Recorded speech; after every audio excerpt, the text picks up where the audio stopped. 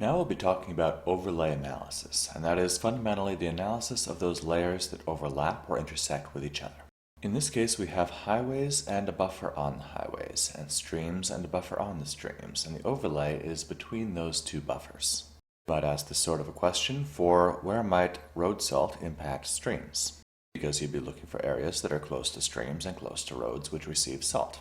Now, when I created these buffers, I dissolved everything. You see how there's no rounded edges, all these different road segments are all blended together. It's simply asking the question, is it within, in this case, 50 meters of any road, and it doesn't care which. It looks cleaner, but it's lost all information about which road and which stream. If I use my Identify Features tool, see how it selects all of them. It's all one thing. Now let's do it the other way and get each intersection to have that information. Now I've removed those buffers. Let's go ahead and zoom to this layer. So right-click, zoom to layer, and that takes us to where we have data for the streams. So if we're intersecting these two layers, it doesn't make sense to extend the analysis beneath where we have data for both types. If we include all this, it'll just increase the processing time. So let's go ahead and move that up there. And I'm going to click on my highways. So that's what the selection is going to point at. And then I'm just going to grab the same area here, click, hold, drag, release, and now I have those roads selected. So now I can go ahead under Vector, Geoprocessing Tools, Buffer, and the input is going to be our DOT roads category 3 and higher, and let's go ahead and give that a buffer of 20 meters. And I want to make sure I use selected features only because I don't want to buffer all those southern highways. And I'm going to create a temporary layer because I'm never going to use this except as an intermediate step to my final intersection. All of these defaults remain the same, especially not having this box checked, so we're not dissolving this result. Alright, go ahead and run.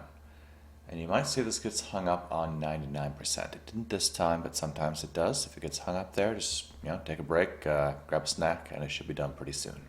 Let's go ahead and close that and zoom in at what we've made. So we see every one of these segments, every time the stream takes a turn, there's a vertex defining that turn. So let's put that up on top and have a look at it. Of course, I just buffered the roads, not the streams. So there you go, there's the road. And every time the road changes, let's go ahead and select that so we can see it.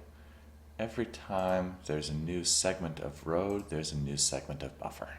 And that looks kind of ugly, but it keeps all of these attributes.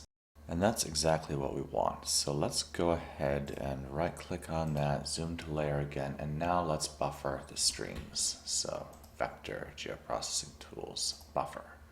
Streams draining 300 acres, we'll do a 20-meter buffer on that. Everything else the same, run. It's going to take longer because it's a bigger data set. And this one might get hung up on 99%. Let's see. Nope. So now we have buffers on streams and we have buffers on roads. Let's go ahead and symbolize these so we can see what's going to happen when we do this. So we'll put the buffers down here.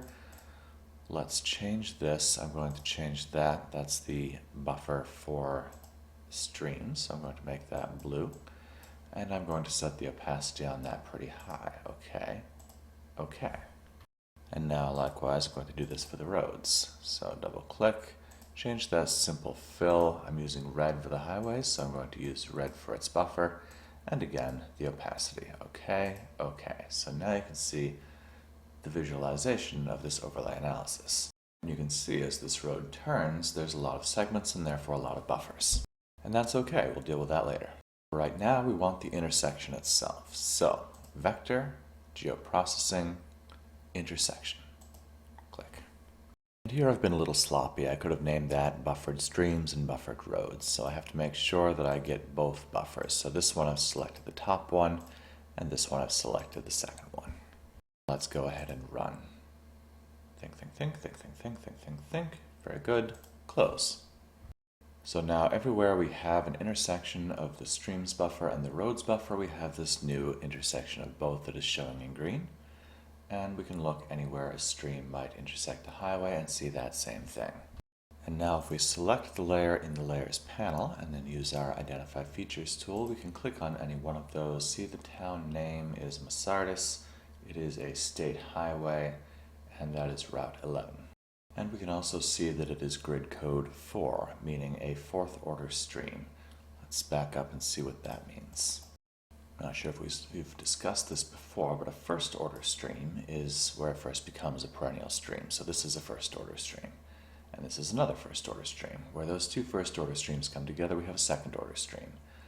Where a second order stream meets a first order stream, it remains a second order stream. But when two second order streams come together, they make a third.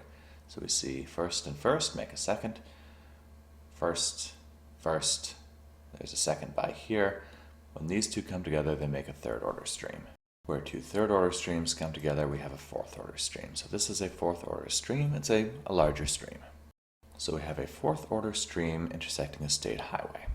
Now these different segments here might not be a problem for you, and you can just remove those lines from the display by going into our symbology. Just double click on that and click on simple fill and then stroke color transparent stroke.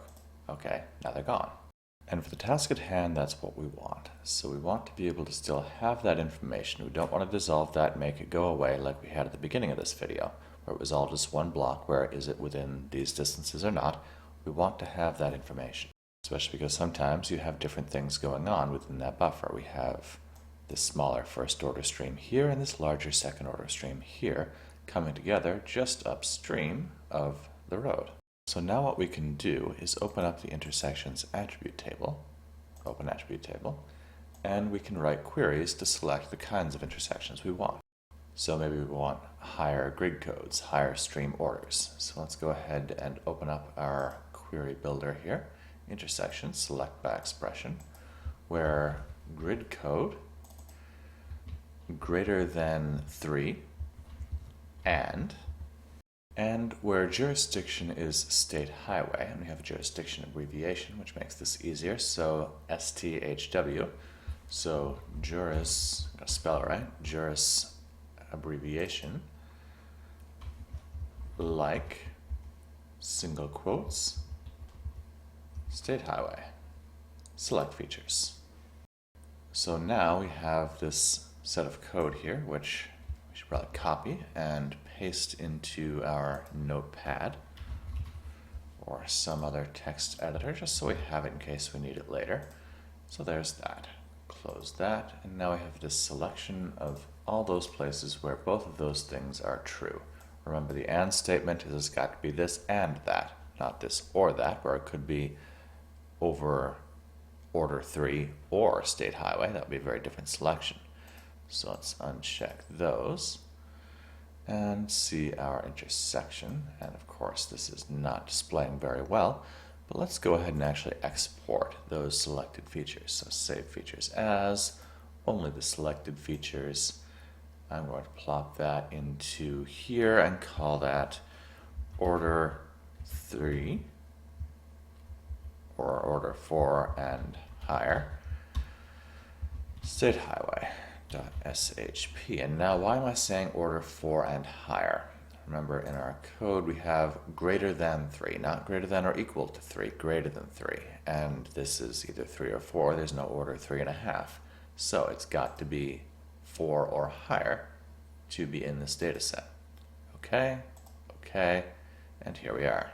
And now we can right click and zoom to that layer, all the way to the top here. And let's uncheck intersection, and now we can just see where these intersections are between our fourth order streams and our state highways. And this is showing the segments again, and that's okay. We know how to make those go away for a map, so let's just change that. Transparent stroke. I clicked on the wrong spot there. I could have just hit transparent stroke, but also change opacity to 0 does the same thing. Okay, okay. So here's Fort Kent, here's the Fish River, and we have our streams layer here, we have our highways layer here, and we can see where that intersection falls. So there that is. So there we have a stream coming in here, we have the Fish River here, and we can see the issue with using line data sets. Because lines, remember, don't have width. That line is running down the center of the Fish River, or bouncing from shore to shore as the case may be. But that whole area here, you see, that's the Fish River. Looking at it over an air photo, we can see that the line doesn't even always go in the fish river. And sometimes it chases this side channel over here. So this stream layer came from a very old elevation data set. It's just not that precise. To do a better job with smaller streams, you could use a LiDAR-derived elevation data set, so a very high-resolution, high-precision data set.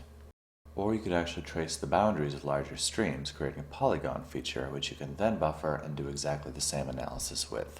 But I always make students do this just to see that this is what you're working with sometimes, that you can't always rely on the data. If you have junk data in, you have a junk analysis out. The analysis we've just demonstrated is useless. If you used it to guide your fieldwork, you would end up severely frustrated.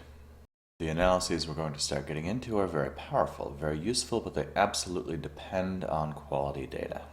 And it's your role to confirm that what you've produced is accurate and useful, for the task described at least, so you can make a very pretty output without any kind of validity.